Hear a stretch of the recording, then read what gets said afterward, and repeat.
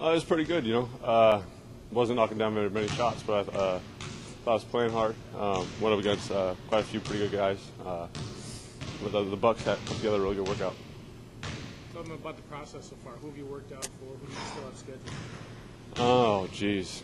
I've been all over the place so far. This is my 7th workout, and I got about 10 more. So I'll see about half the league over the next 15 days. This is one of the hardest. Really makes you think about how much harder you have to work to be at this level, which I appreciate that the Bucks put me through that.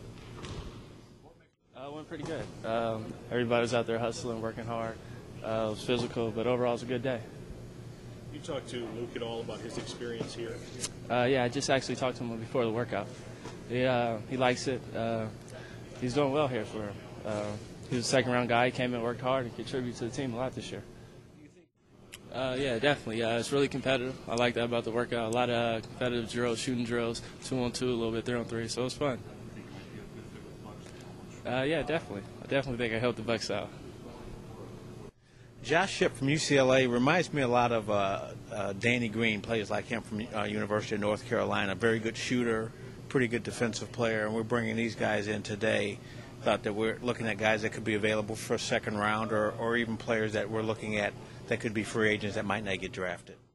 Absolutely, and one of the things that we've done since the end of the season, the end of our season, we've spent a lot of time looking at videos on the players, and we've gotten very comfortable with the guys that might be available. Of course, when you're talking about the draft, you always think it ends at the pick just before you, but we've been very comfortable with the process of watching players on film and also working them out. Next week we start our players coming in that will be available at the 10th pick probably, and so we have a great comfort level right now who's going to be available, and we feel good that we'll get a good player there.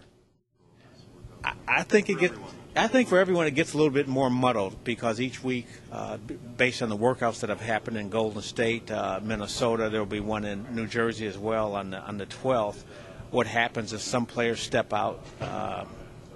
Gerald Henderson, for example, is a guy that's really improved his stock.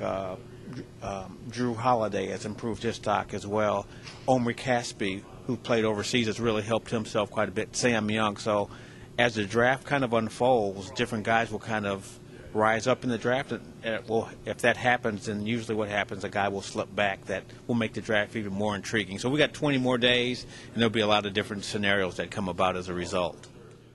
Absolutely.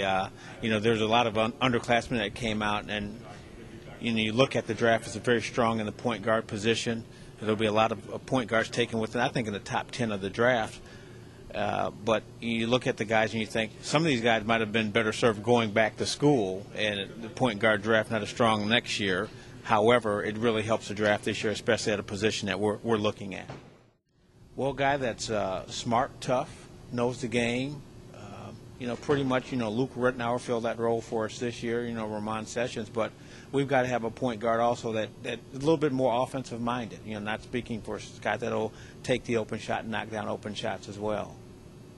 But, when you're talking about a player, when we think about players that are good for our team, we think about guys that play with their heart and their head and play hard and play together. What I like about him, I'd be here all day. I mean, he's tough. He rebounds. He understands the game. He's a true power forward. And you look at around the NBA and you see so many teams playing with smaller lineups. And here's a guy that he's not the biggest guy in the world, but he really plays his position great. He rebounds. He defends. He'll block shot. He operates out of the low post. He's a good passer. And he plays the game with a passion. And that's one of the things that we, as a staff, we really respect about him. Does he measure at about 6'6.5", and does that concern you at all? No, it doesn't for this reason. If you look at the NBA, and people always are enamored with size, it's great to have it, but you can look at an NBA game at any time and see 3 players on the floor that might be guards. And a lot of teams are playing with smaller lineups now. So if you can get a good player, a big player with size, that's great. But a guy, you look at the NBA, I don't think size is as big a factor as people make it. Unless you're playing against a guy like Shaquille or Yao Ming, but those are exceptions to the rules.